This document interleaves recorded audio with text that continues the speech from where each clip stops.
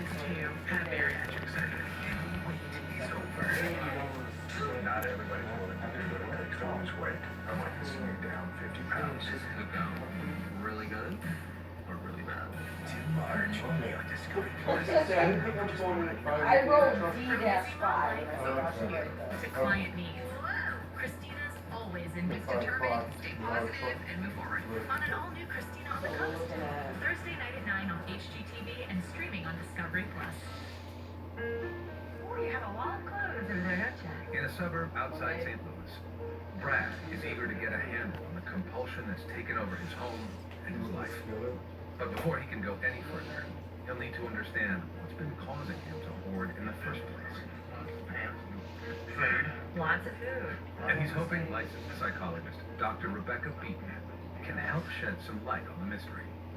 Typically with hoarders, there is a trauma related to when they started hoarding. That's typically also not the first trauma. When we spoke on the phone, you said that you didn't really know exactly why it started. I don't know, it just seemed like I just shut everything and everybody down and then... Brad is very out of touch with his feelings, his emotions, and what triggers the hoarding. I thought it important to try some regression therapy with him, to get him in touch with the feelings and to lead us back to the past. What I'd like you to do is just go back as far as you can remember when you felt sad and lonely. Does something come to you? Back when I was in high school. Yeah, in high school. What happened when you were in high school?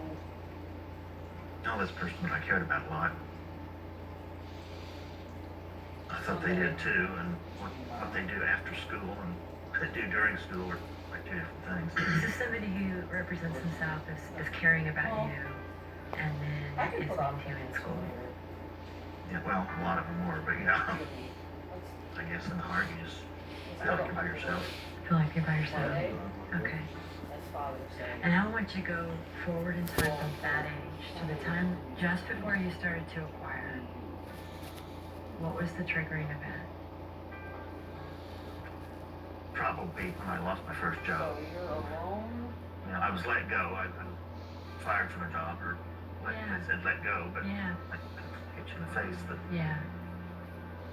like somebody telling you, well, you're not good enough for this job, or you're not good enough. Yeah. Okay. And then that's also what happened with you in high school. They basically said you weren't good enough. Yeah. The final trigger point that put him over the edge was his first job that he lost. He went through a really difficult time, a lot of shame, and it just cemented those early memories of high school. And at that point in his life, I think he really felt like, I'm not good enough, and he gave up. Rice, and we have... The extreme clutter inside Mary's home has her facing dire circumstances.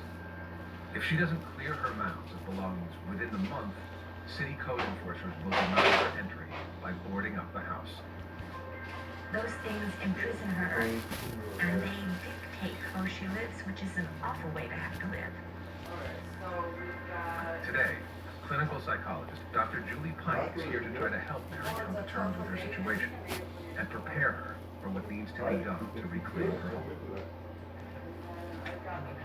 I can't step over here. When I first entered the house, I could tell that this was a severe case of hoarding. A lot of boxes and clothing, dog feces everywhere, and about a 2-inch layer of dust over everything. It was very hard to breathe, and frankly, I'm surprised that Mary is able to function in that environment in any capacity. Do you think you have a problem with hoarding? It depends.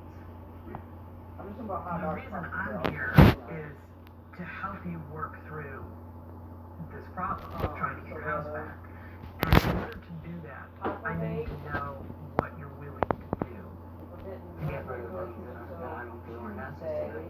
And I don't feel all of this is necessary. Okay. I need the house to get in good, presentable condition. And then I think everything will be all right.